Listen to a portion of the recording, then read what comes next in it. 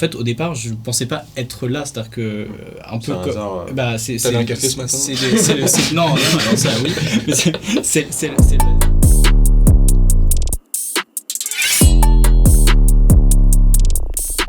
Bonjour à tous, bienvenue sur VA+. Aujourd'hui, on est ravis de pouvoir vous proposer un nouveau format avec non pas un invité mais 3. Ils sont présidents de mouvements de jeunesse. Bonjour messieurs. Bonjour. Alors autour de la table, Stanislas Rigaud, 22 ans, président de la Génération Zemmour depuis mars 2021. Nous allons transmettre le flambeau aux prochaines générations.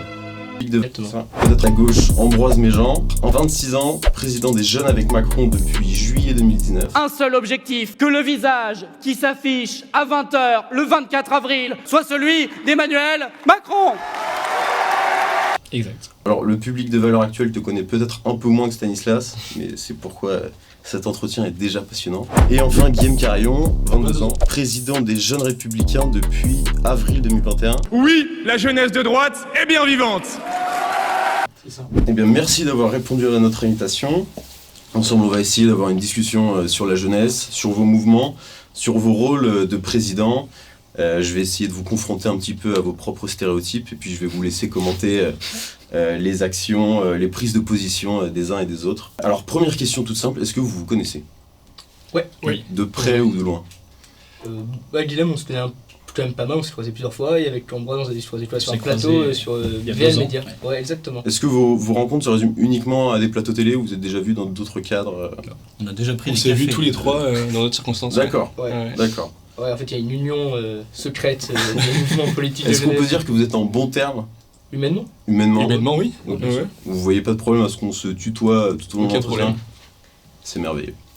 Alors je vais refaire un tour de table, mais cette fois je vais vous laisser la parole. Stanislas, à ta gauche, tu as Ambroise Méjean, président des Jeunes avec Macron. Qu'est-ce que ça t'évoque le fait que des jeunes, en nombre, parce qu'il faut le dire, suivent Emmanuel Macron ? Je comprends, il est président de la République, c'est normal qu'il a un grand mouvement jeune, je crois qu'il a insufflé en 2016 quand il s'est lancé un vrai élan, une dynamique, c'était une nouveauté, c'était quelqu'un qui cassait les codes de la politique. Je comprends que c'était novateur pour beaucoup, je comprends aussi que les gens soient attirés par sa communication, qui est assez axée sur la jeunesse et les jeunes.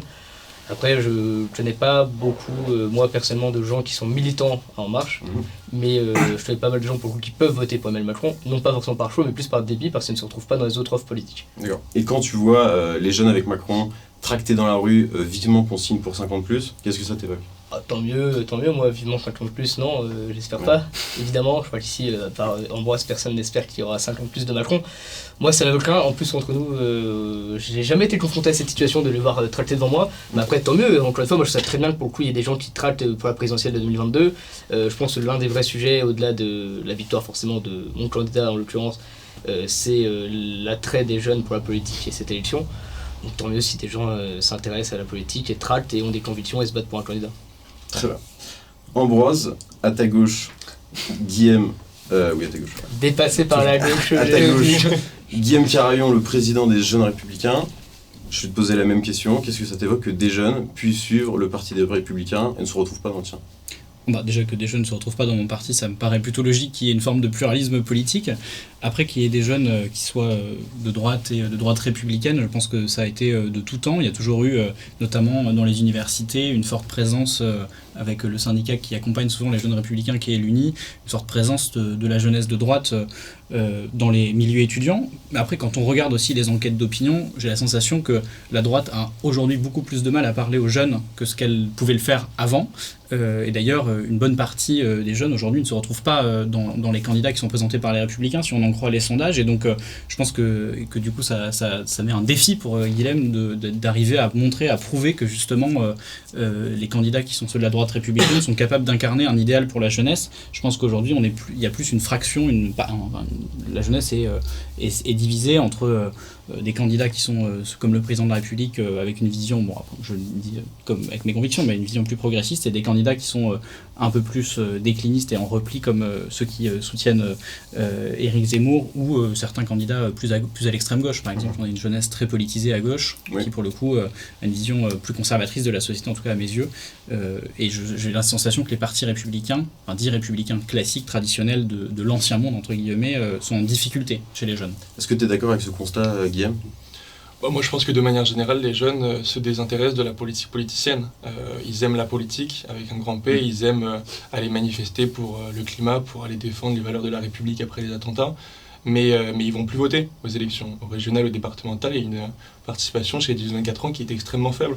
Donc, que les jeunes votent pour Emmanuel Macron ou pour des partis écologistes ou d'extrême gauche aujourd'hui, c'est une vérité, mais ça reste très marginal par rapport à la grande majorité de la jeunesse qui aujourd'hui a plus confiance en les politiques.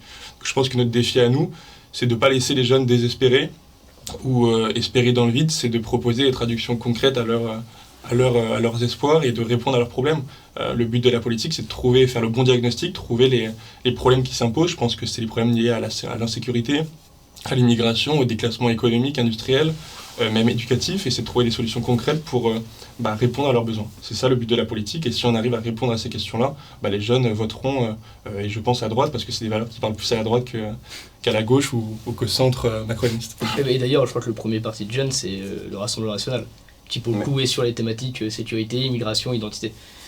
Oui, bien sûr. Stanislas est le président de la génération Zemmour. Des jeunes suivent Éric Zemmour. Et il y a une question qui, je pense, on te pose régulièrement. Est-ce que les adhérents du Parti des Jeunes Républicains, au fond d'eux, n'ont pas envie de rejoindre Éric Zemmour ? Est-ce que Éric Zemmour parle à la jeunesse de droite ? Peut-être, oui. Parce qu'Éric Zemmour, c'est un polémiste. On a grandi avec Éric Zemmour quand on est jeune et de droite. Moi, je me souviens de lui face à des idéologues de gauche, quand il était notamment sur le plateau d'On n'est pas couché il y a une dizaine d'années. Et c'est vrai qu'il était très seul face à des idéologues qui correspondaient pas du tout aux réalités des Français. Et on estimait que même si sa vision parfois était caricaturale, il parlait d'un constat d'une France fracturée, d'une France qui est en train de décliner. Moi je crois en cette peut-être vision décliniste, c'est-à-dire il y a un déclin pour moi économique, industriel, sécuritaire, même civilisationnel, mais il n'y a pas de fatalité. La France elle est capable de se relever, elle est capable de se redresser, elle l'a fait dans les pires moments de son histoire. Et nous, on doit être capable d'incarner cette espérance-là. Éric Zemmour, il aime bien citer Antonio Gramsci, qui dit qu'il faut avoir le pessimisme Tout le monde cite Gramsci. Ouais, il faut avoir le pessimisme de Sans l'intelligence. trop l'avoir lu, mais... Gramsci disait qu'il faut avoir le pessimisme de l'intelligence et l'optimisme de la volonté.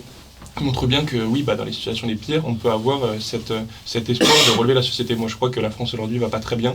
Je crois que les fractures sont très fortes et qu'aujourd'hui, le but des politiques, c'est de résoudre ces fractures.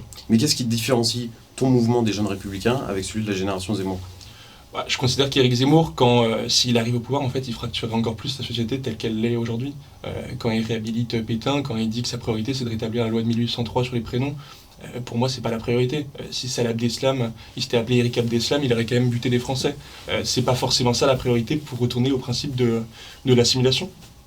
Je te laisse répondre si tu veux ajouter quelque chose. Non, je crois pas que ce soit la priorité d'Éric Zemmour de réhabiliter ni Pétain et pourtant, on n'entend parler que de ça, en fait. Oui, parce que tu viens d'en parler pour le coup.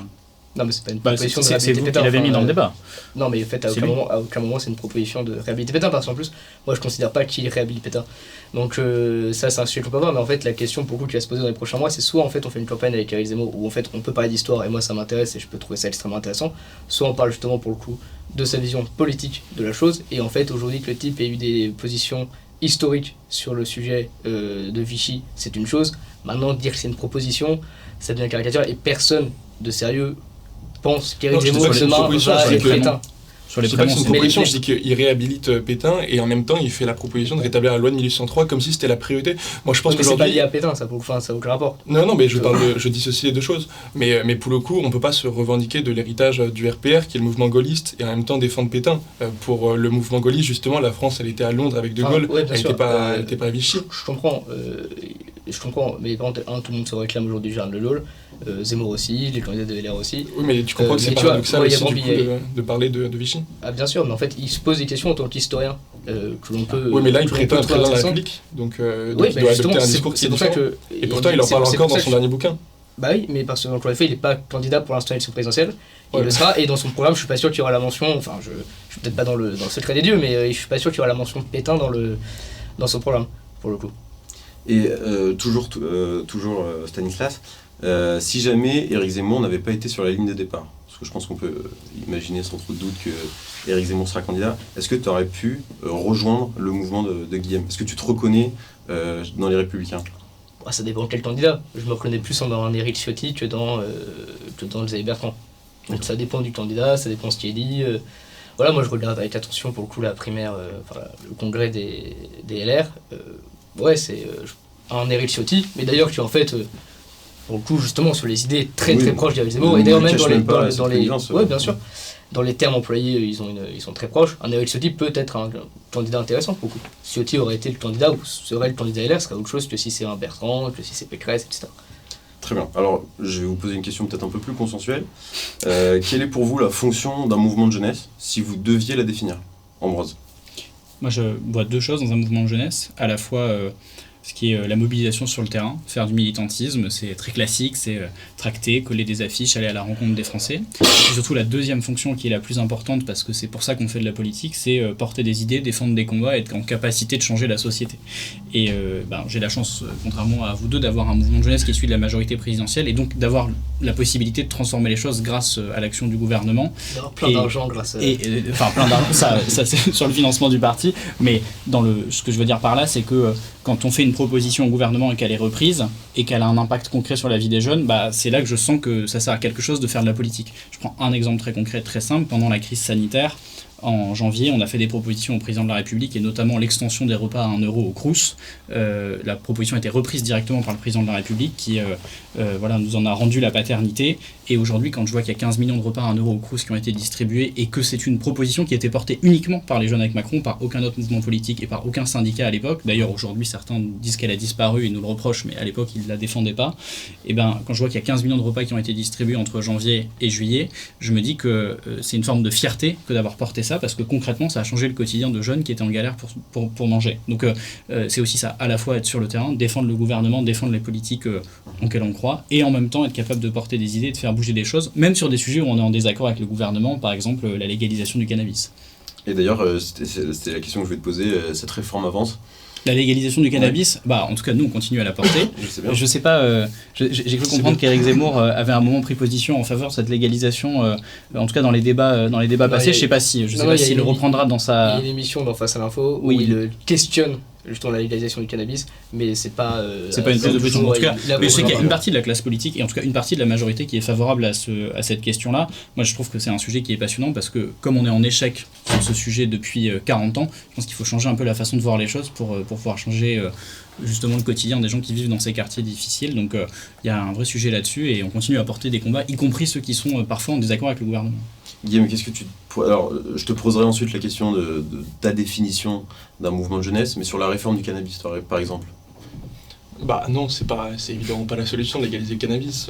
Je crois que tous les jeunes sont conscients du fléau que ça représente pour la santé mentale, moi je considère que la solution c'est pas de légaliser quelque chose qui aujourd'hui correspond à un marché. L'argument principal des pro-légalisation du cannabis c'est de dire il y a un marché énorme, il y a un marché du trafic d'armes, c'est pas pour autant qu'on va le légaliser.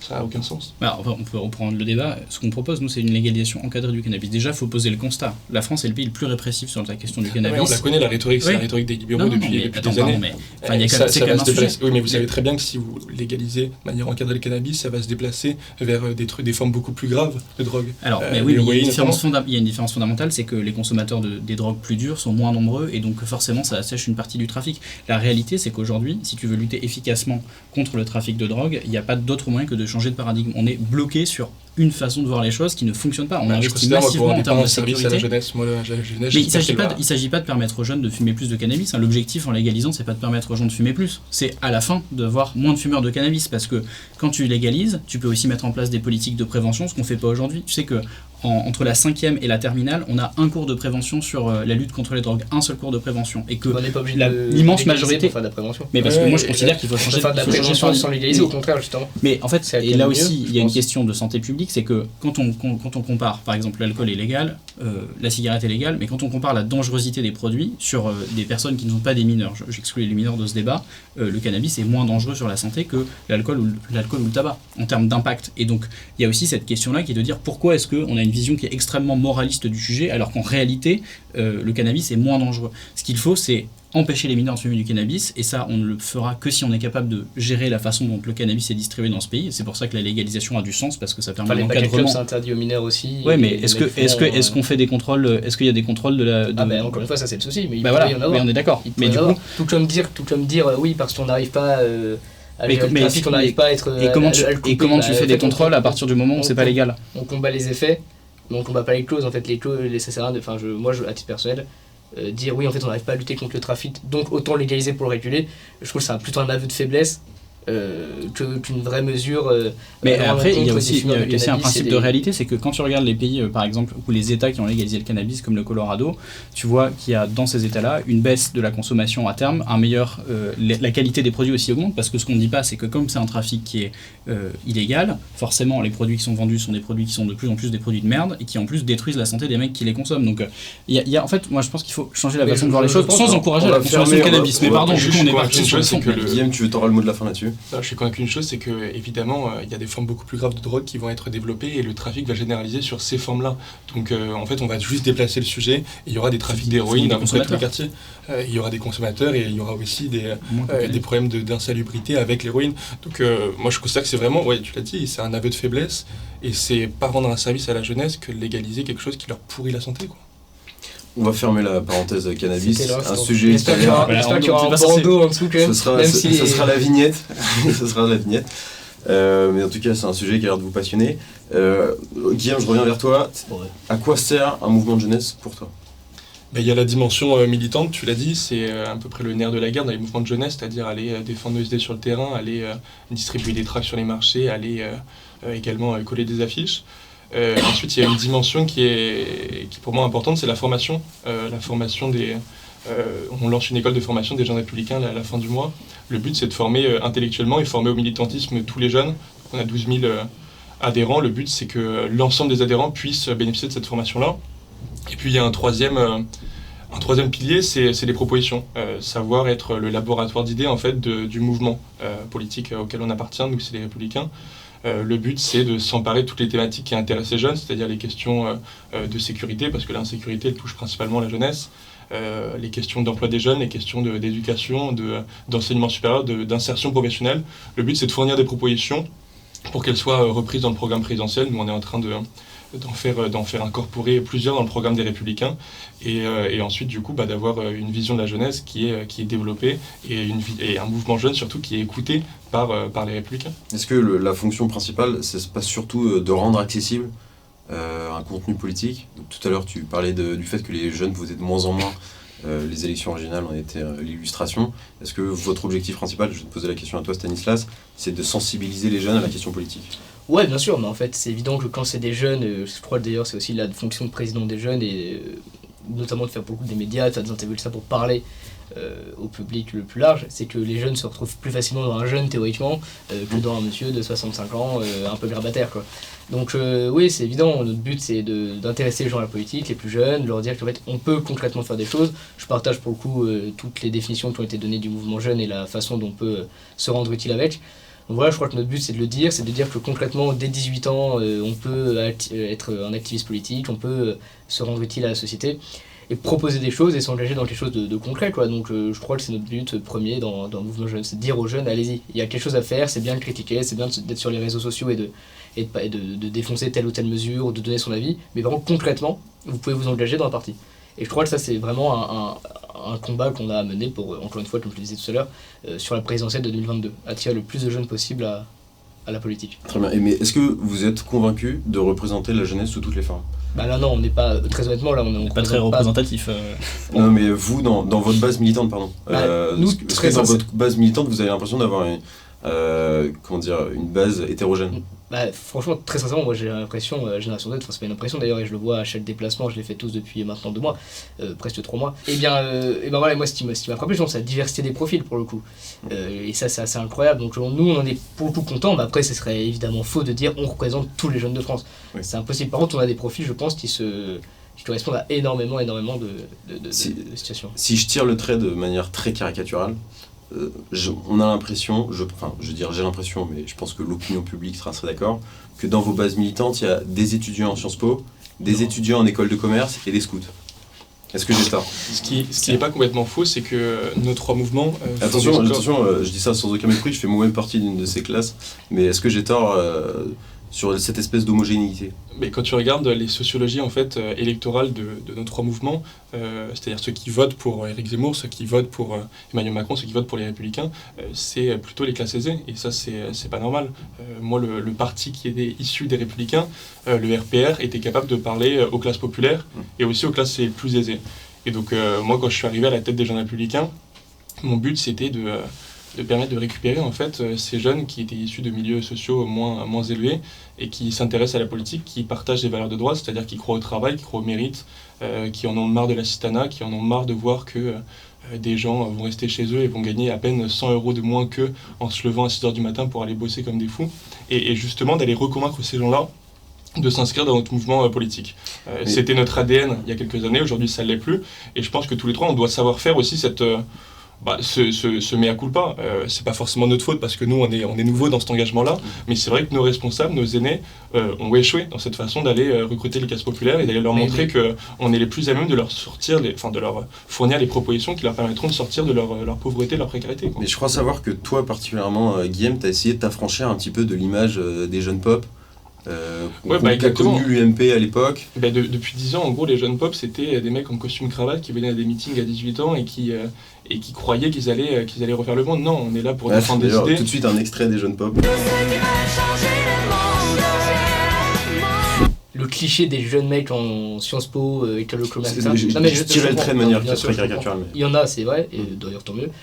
Pour autant, j'ai l'impression que même dans les militants que je croise, moi, de tous bords, qu'il y a vraiment de tout en ce moment et qu'il y a vraiment un intérêt, peut-être que c'est l'effet présidentiel évidemment, mais je trouve ça sympa quand même. C'est rare de voir maintenant des mecs en petit costard, petite mallette, il y en a quand même un peu moins que ce que l'on peut imaginer. Je pense que d'ailleurs j'invite les gens qui vont regarder cette vidéo à essayer de prendre contact avec les mouvements de chez eux pour qu'ils se rendent compte de ce que c'est réellement qu'un mouvement de jeunesse. Est-ce que vous travaillez la forme ? En fait, la question sous-jacente, c'est ça. Est-ce que vous travaillez l'image pour essayer de... Ce serait faux de dire qu'on Ambroise dit non. Le but, en fait, je dis évidemment. Ambroise dit évidemment. Non, mais en fait, il y a un sujet, c'est qu'on a une responsabilité, parce que je trouve que nous, on est là en tant que représentants de ces mouvements de jeunesse, on a une responsabilité dans la façon dont on conduit son mouvement de jeunesse. Quand on ne fait pas confiance à des femmes pour occuper des responsabilités dans des départements, et c'est là qu'on constate qu'il y a moins de femmes qui s'engagent. Moi, je le vois assez facilement quand il y a des départements, des grands départements dans lesquels on a une parité, sur les 10 plus gros départements, on a la parité dans nos référentes départementales, et bien on voit que ça a un impact concret sur l'engagement des femmes parce qu'elles ont la sensation que justement des femmes peuvent s'engager et réussir en politique. Et ça, c'est une question de volonté politique. Pareil sur le fait d'attirer des gens qui ne sont pas des gens qui sont naturellement habitués au milieu politique, qui ne viennent pas de classes sociales dans lesquelles on parle de politique au quotidien. Quand on fait confiance à des gens qui sont issus d'origines sociales différentes, on voit l'impact immédiatement sur les militants parce que justement le fait de promouvoir ces parcours-là, c'est aussi une façon d'attirer à la politique des gens qui justement au départ pensent qu'elle n'est pas faite pour eux. Donc nous, on n'en est pas forcément les meilleurs représentants là, nous en tant que ce qu'on est, même si on a des histoires personnelles qui sont pas forcément aussi faciles à voir que quand on nous regarde. Et je sais que Guillaume vient du Tarn, moi je viens de l'Ardèche, on dirait pas forcément comme ça quand on nous regarde. Enfin, les gens ne peuvent des fois nous catégoriser de manière assez radicale et assez simple quand ils voient qui nous sommes, mais c'est aussi notre travail que de faire cette mise en valeur des personnalités un peu différentes qui s'engagent. Et je pense que, notamment sur la question des femmes, on a un gros travail à faire. J'ai vu passer quelques photographies, que ce soit à ma gauche ou à ma droite.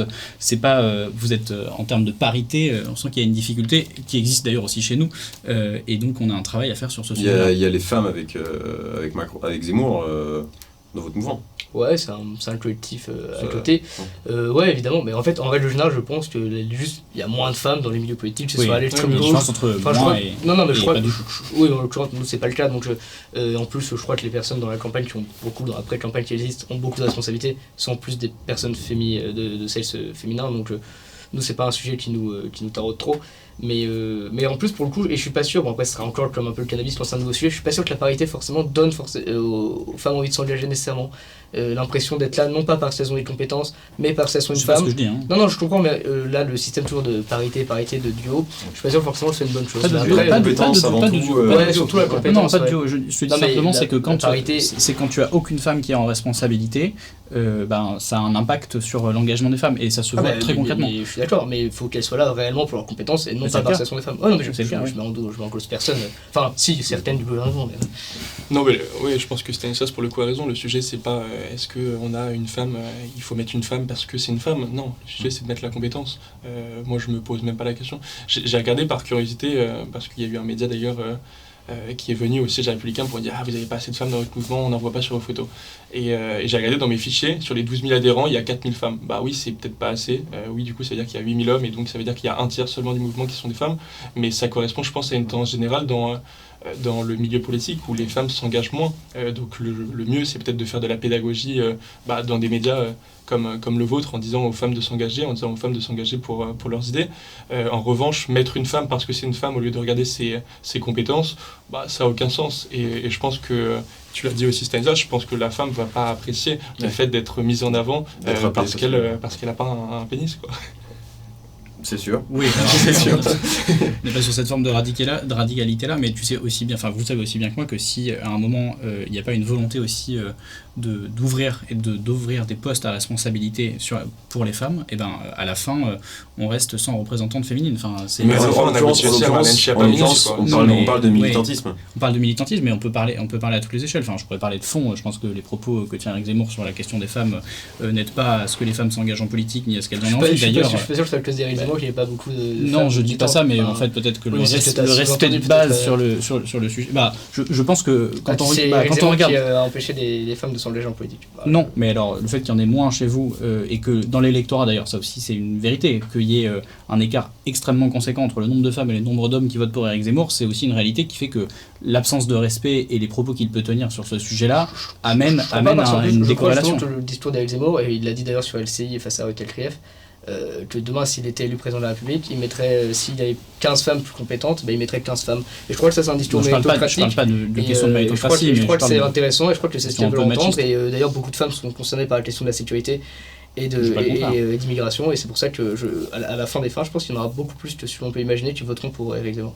On parle souvent de l'âge post-adolescent, début de l'âge adulte, comme étant le plus révolutionnaire. Est-ce que d'abord vous croyez en... Comment ?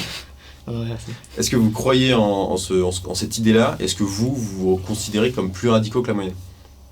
Stanislas ? Comme par hasard. J'ai commencé par moi tout à l'heure. Je rigole.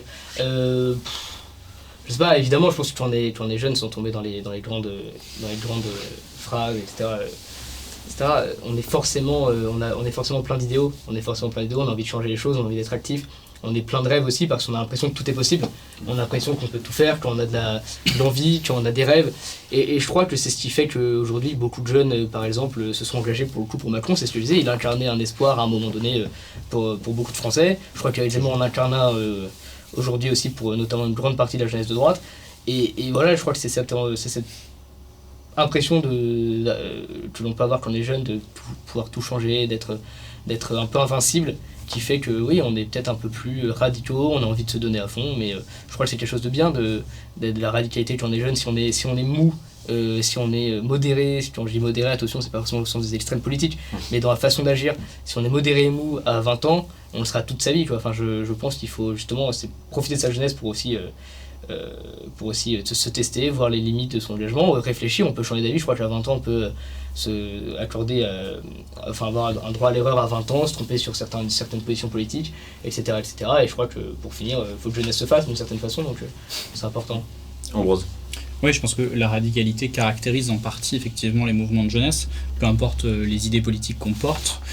Et d'ailleurs, tu l'as dit à l'instant très bien, c'est pas parce qu'on est au centre de l'échiquier politique, on parle pas de position, on parle de façon de voir les choses. Et effectivement, enfin moi je le vois dans le mouvement de jeunesse, les gens qui s'engagent, ils mettent une forme de dynamisme, une forme d'activisme qui est plus forte que peut-être les générations qui sont passées avant nous, et c'est une chance parce que c'est ça qui donne de l'énergie, c'est ça qui fait que les militants sont sur le terrain, c'est ça qui fait qu'on est parfois capable de porter des positions aussi des fois un peu plus avancées, un peu plus poussées que nos mouvements parents, Et c'est la beauté de l'engagement jeune. Ouais, je suis assez persuadé que ça fait partie de la richesse et qu'on peut porter, et que c'est justement une des raisons pour lesquelles moi je crois dans les mouvements de jeunesse. Et Guillaume parlait de formation, c'est aussi le fait d'avoir cette radicalité-là, ça permet des débats intéressants justement à l'intérieur de nos formations respectives, et ça permet de former une conscience politique en partant d'une matière brute. Guillaume, est-ce que tu les rejoins là-dessus ? Ouais, l'histoire a montré que même les responsables politiques sont plus radicaux dans leur jeunesse. Un Daniel Cohn-Bendit, un Romain Goupil ont commencé à l'extrême gauche et aujourd'hui sont de centre-gauche, quoi. Macroniste en l'occurrence. Un Robert Rue a fini par voter Macron alors qu'il était un des apôtres du communisme français. Non, moi je pense que, et pour revenir à mon mouvement, aux Jeunes Républicains, oui, on exprime une forme de radicalité, en tout cas par rapport aux Républicains. On a des convictions peut-être plus libres, dans le sens où la plupart des Jeunes Républicains ne sont pas élus, n'ont pas de mandat, et donc ne parlent pas en éléments de langage. Ils disent ce qu'ils pensent, et parfois parler librement, ça implique en fait parler de manière plus radicale sur les questions d'insécurité. Je pense qu'il ne faut pas peser ces mots. Oui, il faut montrer qu'il y a un problème avec l'immigration aujourd'hui de masse qui a nourri le communautarisme, ce communautarisme qui mène parfois à la violence. Oui, il faut faire ce constat-là. Et souvent, dans mon parti politique, les responsables n'ont pas eu le courage de le dire pendant des années. Et c'est aussi pour ça qu'il y a 35% des Français qui votent à la droite des Républicains. Moi, ce que je dis, c'est qu'aujourd'hui, on doit être capable d'incarner des convictions claires, solides, et dire la vérité aux Français. Si on ne le dit pas, ils voteront plus pour nous et il n'y a même plus besoin de se présenter. Très bien. On va s'arrêter là sur le sujet de la jeunesse et de la radicalité. On en reparlera un petit peu à la fin en conclusion. Maintenant, j'ai une question sur vous et votre rôle, parce que vous êtes président de mouvement de jeunesse, mais en réalité, on ne sait pas trop ce que vous faites. Pas bon. Est-ce que on se lève à 7h30 pour aller chez Valeurs Actuelles. Vous avez en fait. Est-ce que vous pouvez expliquer de manière assez simple quel est votre rôle de coordination, de management, etc. En quoi ça consiste dans votre quotidien, Ambroise ? Ouais, c'est toi le vétéran ici. Oui, c'est vrai. Depuis 2019. Oui, j'ai l'impression d'être vieux maintenant, alors que quand je suis arrivé, j'étais le plus jeune dans mes homologues. Présider un mouvement de jeunesse, c'est plusieurs choses. C'est déjà, animer le collectif et le faire fonctionner le mouvement de jeunesse, c'est-à-dire on a des instances, on a des représentants dans les départements, dans les régions, il faut piloter ça, il faut piloter des équipes, il faut piloter des chantiers, à la fois sur la mobilisation, sur l'élaboration de propositions. Ça, c'est la partie fonctionnement du mouvement, qui est évidemment une partie qui est inhérente à toute gestion d'organisation, mais aussi une partie RH, gestion de budget, donc il y a une forme de responsabilité, y compris juridique d'ailleurs, et judiciaire, parce que je pense qu'on peut aussi être confronté à ça. Ça, c'est la première partie. La deuxième partie que moi j'adore, c'est la partie déplacement et terrain, parce que quand on représente un mouvement de jeunesse, on va à la rencontre des adhérents qui sont engagés sur le terrain, et j'en suis à 65 000 km parcourus depuis 2 ans, parce que c'est ce que je préfère faire.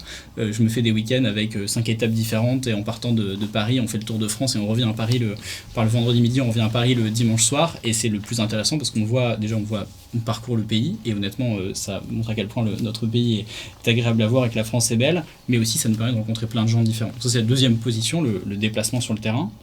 Le troisième truc qu'on fait d'ailleurs actuellement, c'est aussi la défense sur les plateaux de télé, dans les médias, la capacité qu'on a justement à incarner ce qu'est le mouvement et à essayer de porter les idées. Et puis après, il y a aussi un jeu qui est un peu intéressant et qu'on voit un peu moins peut-être, c'est la question de l'influence et des relations à l'intérieur de nos partis politiques respectifs, ou moi pour mon cas avec le gouvernement, qui est la question de comment est-ce qu'on fait avancer de manière souterraine, par des rendez-vous, par des cafés, par des courriers, les positions qu'on porte au sein de la majorité présidentielle. Et ça, c'est passionnant aussi, parce que c'est la chance aussi qu'on a en étant dans la majorité. On a des interlocuteurs qui ont des pouvoirs d'action, et donc quand on écrit un courrier au président de la République, quand on envoie un SMS à un ministre pour faire bouger un sujet, ça aussi c'est une partie importante du travail de président de mouvement de jeunesse. Et il faut dire que moi je le dis dans la majorité, je pense que c'est le cas de mes homologues, on a quand même la chance d'avoir des hommes politiques qui, dans nos partis respectifs, dans le mien, nous considèrent le rôle qui est le nôtre, et donc c'est agréable de pouvoir faire bouger les sujets en étant écoutés. Il y a tout un rapport à l'humain qui est vraiment intéressant, c'est vraiment génial, il y a un lien social qui se crée dans des groupes, en plus il y a des gens qui sont d'origine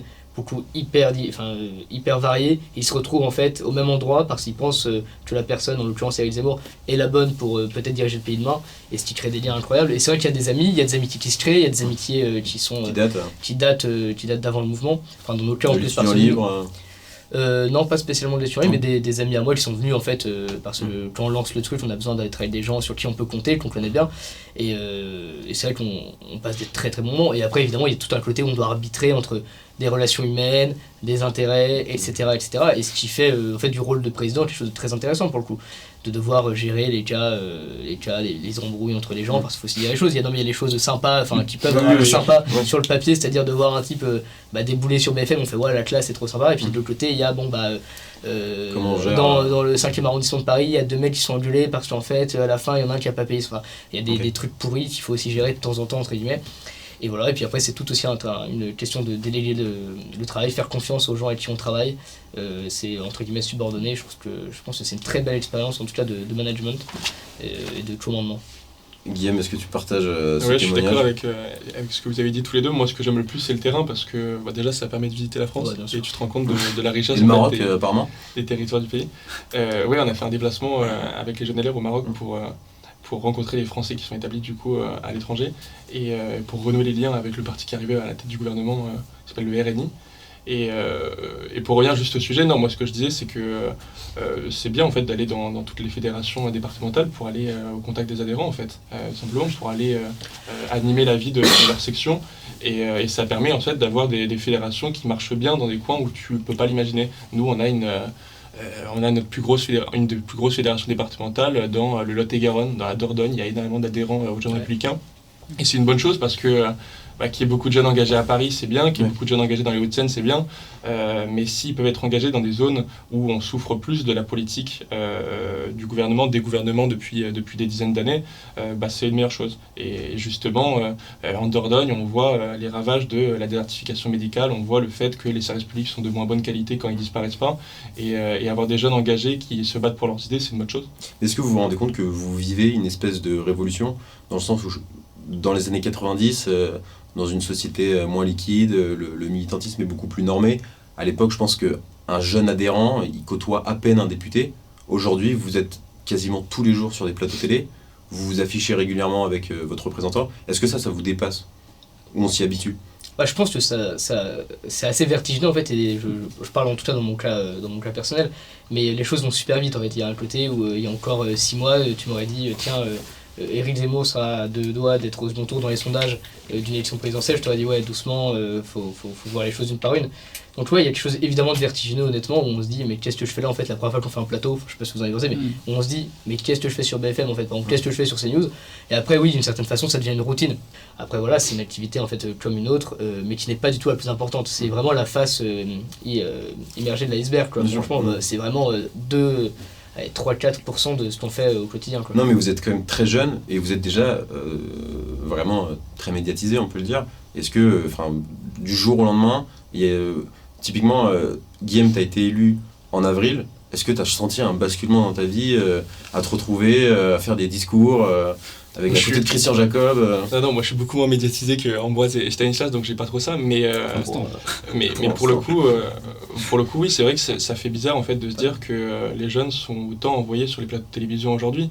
C'est vrai que tu l'as dit, il y a quelques années, on voyait très peu de jeunes sur les plateaux de télé, on voyait uniquement des parlementaires, des ministres, des éditorialistes politiques.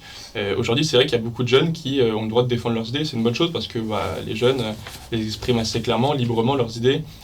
Souvent, ils ont des convictions plus fortes, c'est ce qu'on disait tout à l'heure, que leurs aînés. Et donc, que la jeunesse soit représentée, ça permet aussi de rattraper les jeunes qui regardent la télé et qui ne voient jamais de jeunes pour défendre leurs idées. Donc, ils se disent, celui-là, il me ressemble, il fait à peu près les mêmes études que moi, il est en train de défendre des convictions que je porte depuis longtemps. Ça fait plaisir et j'ai envie de m'engager. Et justement, il va aller contacter le jeune pour aller s'engager auprès de lui dans son mouvement. Donc, c'est plutôt une bonne chose. Après, ça montre aussi que le niveau, tu dis, le niveau politique a aussi beaucoup baissé. Moi, on parlait de la question des femmes tout à l'heure. Moi, je suis horrifié de voir que Marlène Schiappa a pu devenir ministre dans notre pays. C'est le niveau zéro de la politique.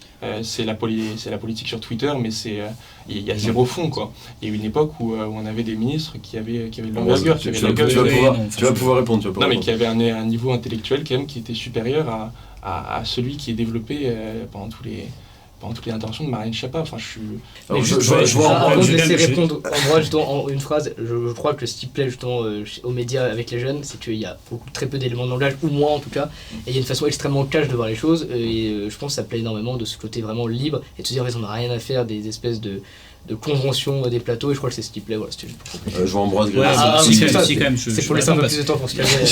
Non, mais il n'est pas une question de me préparer, c'est que pour le coup, je trouve que c'est dommage de dire ça comme ça, parce que bon, je pourrais te répondre que quand vous envoyez Nadine Morano sur des plateaux, c'est pas non plus la plus belle façon de faire de la politique. Moi, je trouve que elle reflète des idées qui sont développées par des millions de Français. La façon de faire, parce que pour le coup, on est sur quelque chose d'extrêmement caricatural. Marlène Schiappa, elle a un parcours qui est un parcours que je trouve extrêmement utile dans le gouvernement, pour une raison très simple, c'est qu'elle faisait pas de politique avant 2014, elle s'est engagée sur un sujet qui était la question du droit des femmes, elle a été adjointe au maire dans sa vie sur la question du droit des femmes, et elle porte ce combat au gouvernement. Et quoi que tu en dises et quoi que tu en penses, elle incarne pour une partie des femmes dans ce pays une personne qui a été capable d'aller avancer sur ces sujets. Et il y a tout un tas de mesures qui ont été mises en place, qui sont des mesures dont on ne parle pas, parce que souvent on dit Marlène, elle fait des choses médiatiques, elle fait des tweets, etc. Oui, mais déjà c'est entendu, les gens le voient et l'entendent, et il y a une notoriété du coup des combats qu'elle mène qui est puissante, et par ailleurs il y a des travaux de fond. Quand on a formé, grâce à Marlène, l'ensemble quasiment des policiers et des gendarmes de ce pays sur la question des violences familiales et sur l'accueil des femmes dans les commissariats, c'est quelque chose d'extrêmement concret qui va changer concrètement la vie des femmes qui vont dans un commissariat,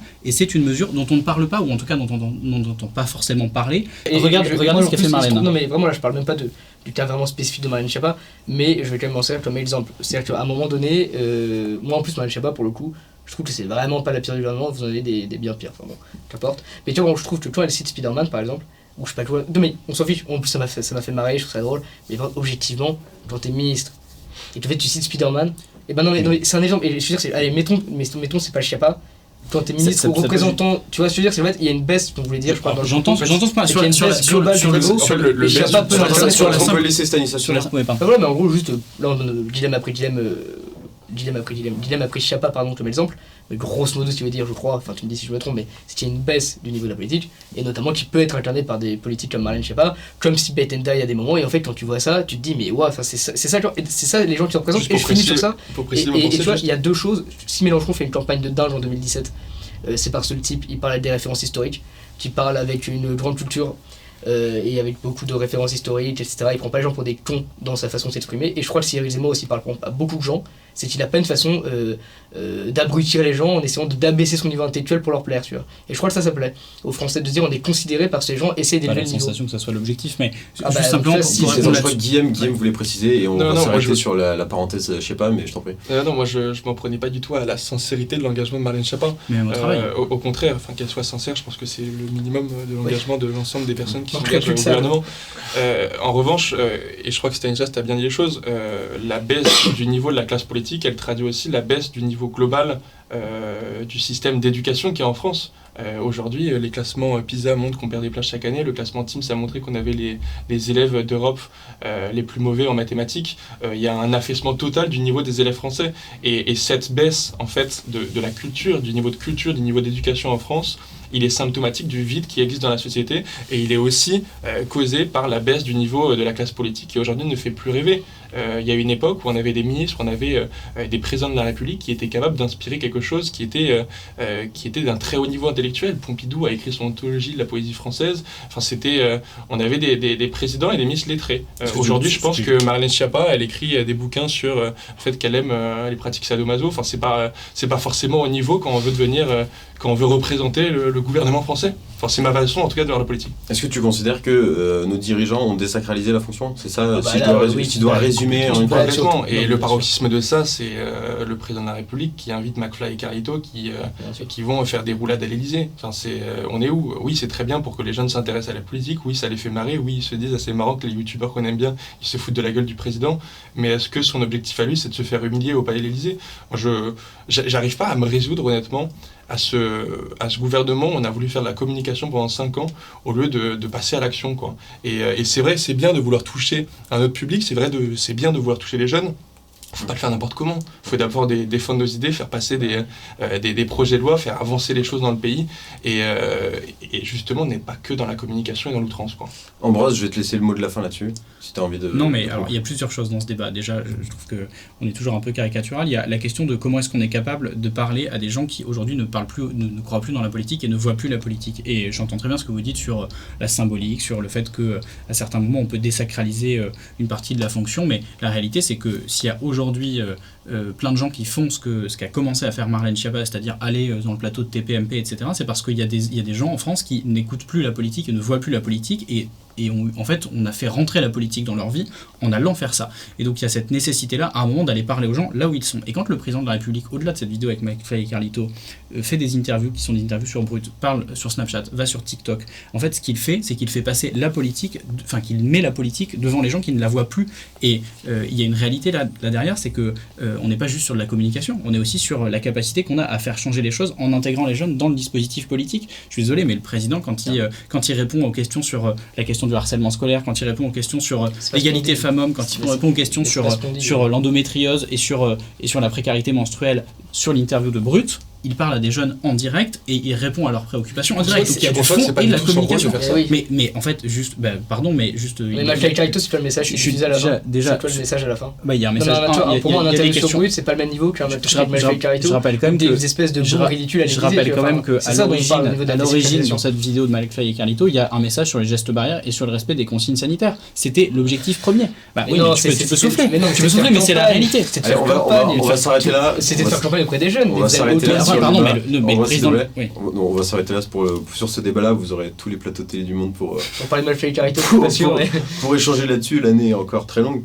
Je parlais de votre proximité avec vos représentants. Et la question, c'est comment ils sont ces gens dans la vie. Stanislas, comment il est Éric Zemmour en privé?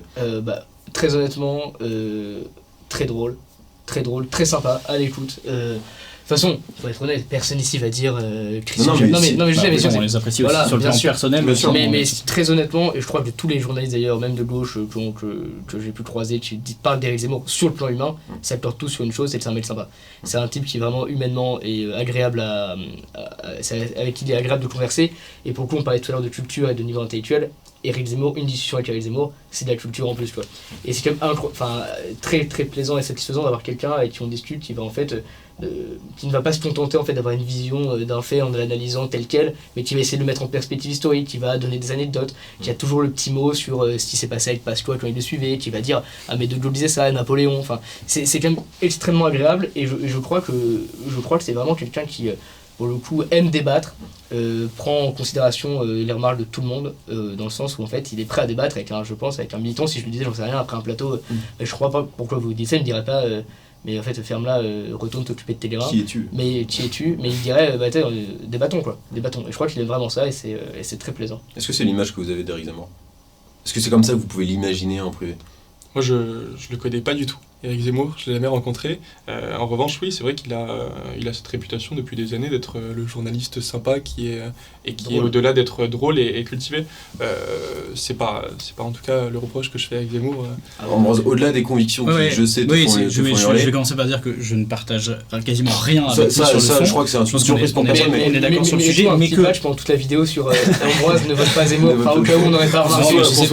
Je suis ici avec vous. Non, mais c'est intéressant parce que ça touche aussi à la façon dont on conçoit la politique. Moi je pense qu'on n'est pas obligé, c'est pas parce qu'on ne partage rien avec une personne qu'on n'est pas obligé de pouvoir discuter avec elle.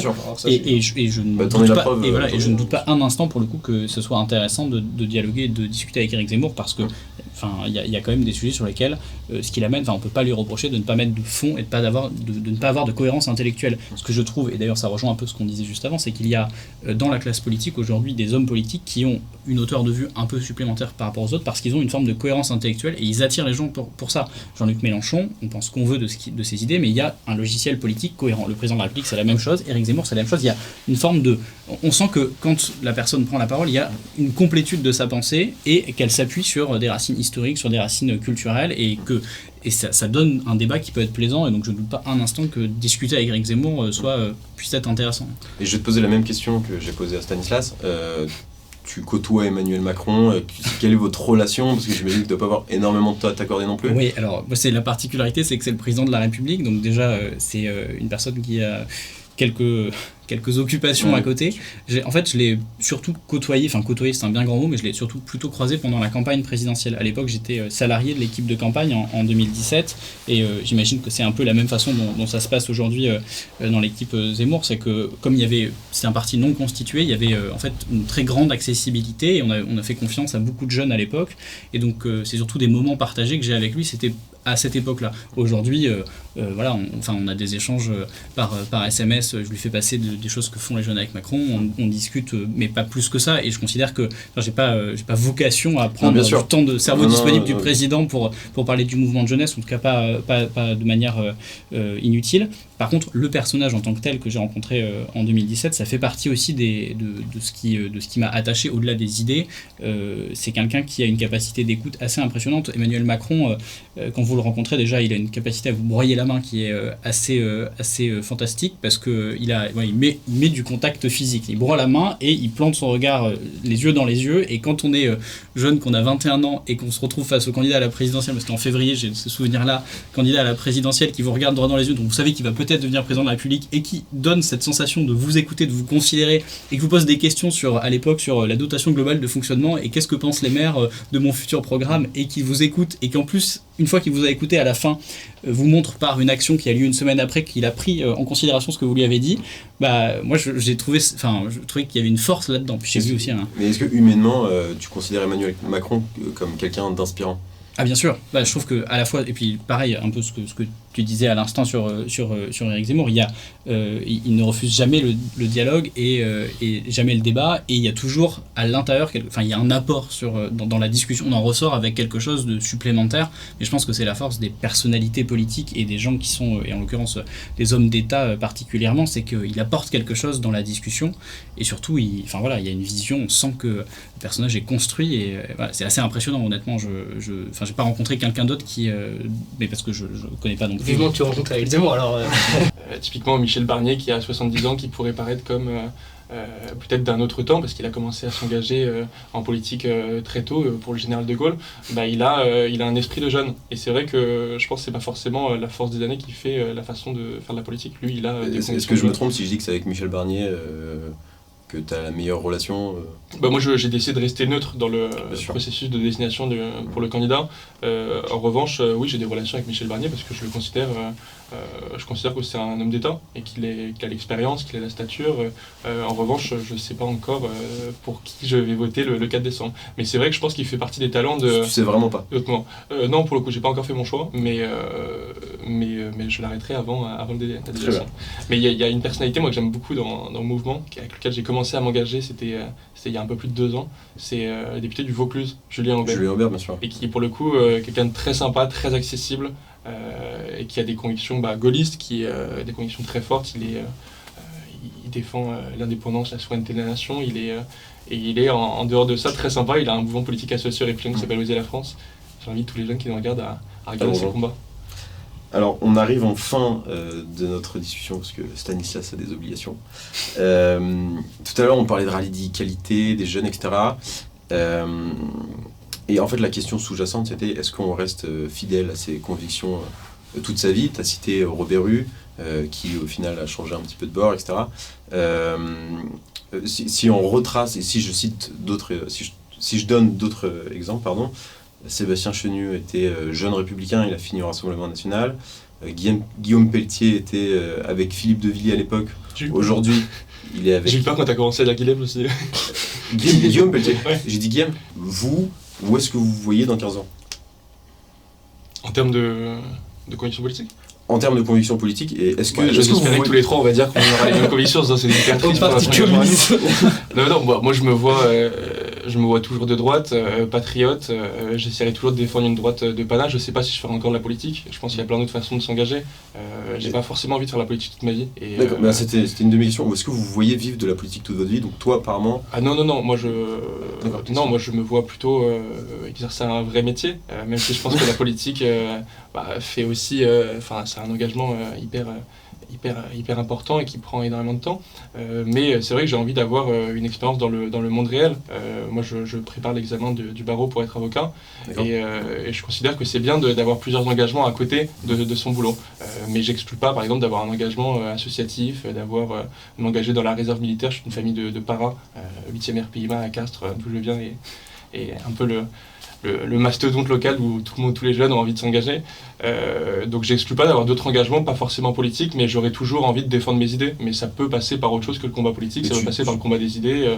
Il y a plein d'autres façons, je pense, de faire de la politique. Mais tu n'exclus pas d'être élu non plus dans les années à venir. Je l'exclus pas, mais je pense que dans 30 ans, je serai plus élu. Je pense que je serai passé à autre chose. Écoute, on se revoit dans 30 ans et puis je ressors la caissette. Ça marche. Anne Hidalgo a changé d'avis en l'espace de 6 mois, tu auras le droit de changer d'avis en 30 ans.